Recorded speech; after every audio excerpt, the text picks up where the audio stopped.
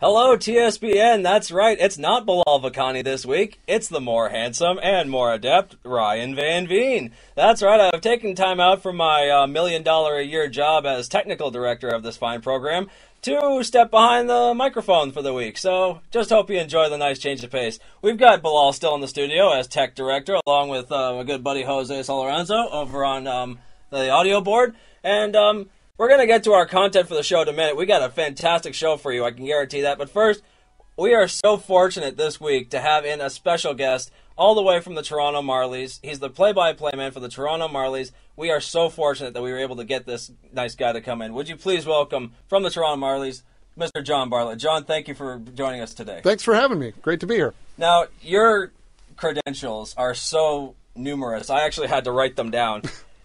Not only are you the Toronto Marlies play-by-play commentator, you've been that way since 2005.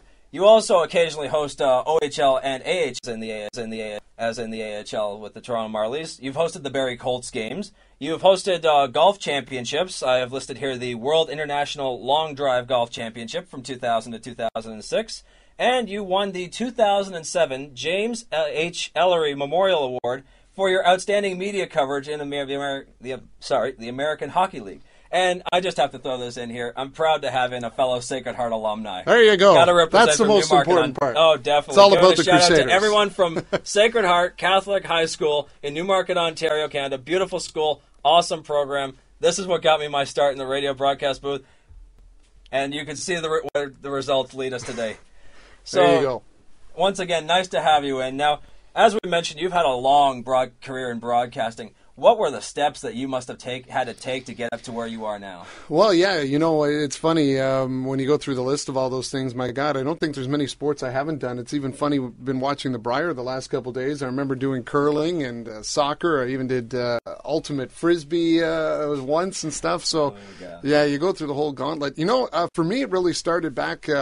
I was 9 years old, actually, when I was first on radio back in Newmarket on, it was 1480 CKAN back there. And for those folks that might remember, Punch Andrews used to be on the mix here in Toronto. He was starting back then, and it was a Halloween night, and I was doing a character, the rock and roll troll, with like a Wolfman Jack voice at 9. I couldn't even do it nowadays. And he loved it for Halloween. It was fun, and sort of became a reoccurring character. And so I sort of found my love for the mic, I guess, back around 9, and then it wasn't until I guess I was in high school and started working on. I started doing some PA announcing for in Newmarket for the minor hockey tournament closing weekend. From that, it led to a job with the 87s, now the Hurricanes, as their PA announcer. And then one thing led to another. One night I was doing a AAA game where they asked me to do the PA and music in Newmarket, and Rogers was there to do the game on TV, and the guys who were supposed to show up and call the game didn't. So they said, do you want to try doing this? So I'm like, all right, I'll give it a whirl. So I slid down the booth, and I still have the tape, wearing a ball cap. I'd come back from playing a hockey game myself and wearing a ball cap, shirt, and tie because I thought I was just hiding up in the box all night. And away I went, calling my first hockey game, and I thought, boy, this is a lot of fun. I think I now have a goal in what I want to do. And it's funny because there were two games that night, and the second game they did was the first one they played, and they just taped the game with nobody calling it.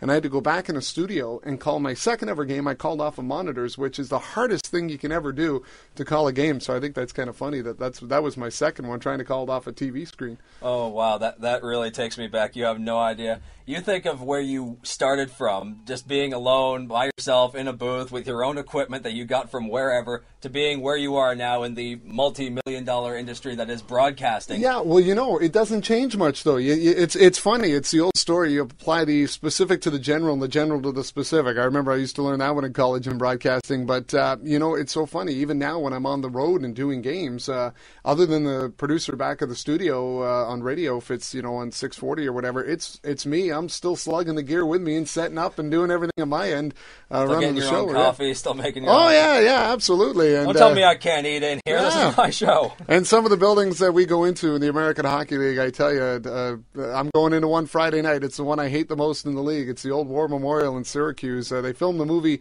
Some of the movie Slapshot was filmed in there. The scene where they go up in the stands. Have that open? Oh, yeah. Oh, yeah, wow. Trust me. If there was ever a wrecking ball that wanted to meet a building, it could meet that one in the first, in my mind. But, yeah, so it's, you still have those stories. Some of the ones we go into, they're great now, but there's still those days where you're slugging gear up behind you and just thinking, what is going on here? But that's the funny part. Some of it never changes. Well, you've already talked about what you do to set up. What are the other steps that go into broadcasting a live event? Because it's got to be different when you go from an event like golf and curling to the fast-paced world of hockey. What's that? How do you make the transition from one thing to another before each broadcast? Yeah, well, with the golf was a little different with the long drive series that we did. We'd go out on tour and sort of host the event there, and then everything went back and got packaged into either a 30-minute or a 1-hour show.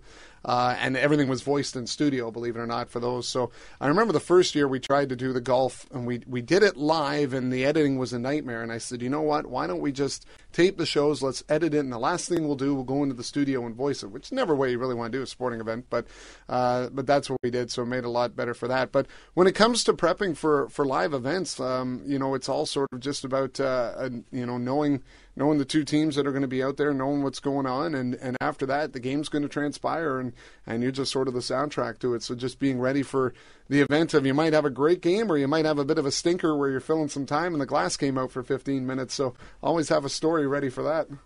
Speaking of stories and broadcasting, I know it's important to, especially in this day and age, we're in such a media-saturated culture. You got to be able to connect with your fans on a real person-to-person level, and you get in touch with social media, as we're learning in our classes right now. All the different ways that people can communicate and share their knowledge of whether it's sports or the news, and whether now you're on Twitter. Actually, we have.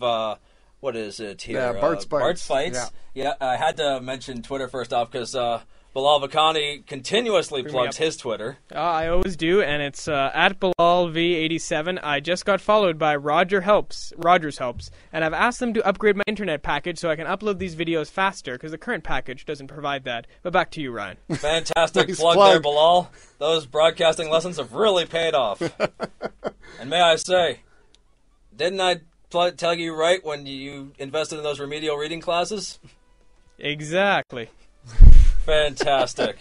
So, yeah, you've had your Bart's Bites for how long now is going on? Oh, I don't know. I think I started the Twitter thing, I don't know, probably a year and a half or something like that. So I kind of got twisted into it. The old arm got twisted into it. I'm still, these guys are, and every one of my friends are trying to, Ryan, why aren't you on Twitter? Why aren't you on Facebook? Ryan, I like talking to people. Yeah. I like, if in social media can be used for good, but a lot of the time, it's just people. It's evil. Their lives are consumed by it. Yeah, and it's so interesting you talk about that, because now I think social media has really changed communication in many ways, and it's funny. I remember the movie, the Social Network, when that came out, and I saw the previews for it, and I have no interest in watching that. And we were on a road trip recently, and that was the movie on the flight.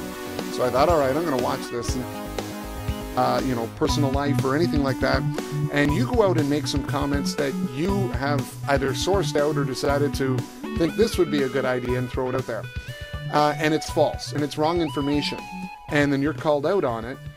There's no accountability for you. If you're in the blogging world, or if you're a newspaper, you have to go back to your editor, and your editor's going to say, well, where did you get that info? Who's your source? How did you go?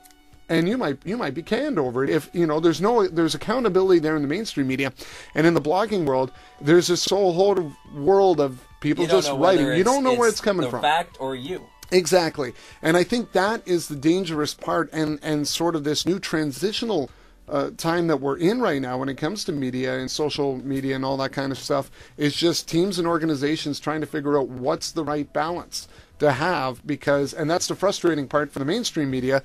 They went to school, they did all the lessons and all this, and worked their way up to get the job they did and the reputation they did, and have that accountability. And then you have other ones come in that just sort of write off the cuff. And so that's sort of the battle that's going on right now, I think, in the communication world. Okay, and on that note, we're going to take a quick break, and when we come back, we're going to open up with discussion about the Marlies and the Maple Leafs.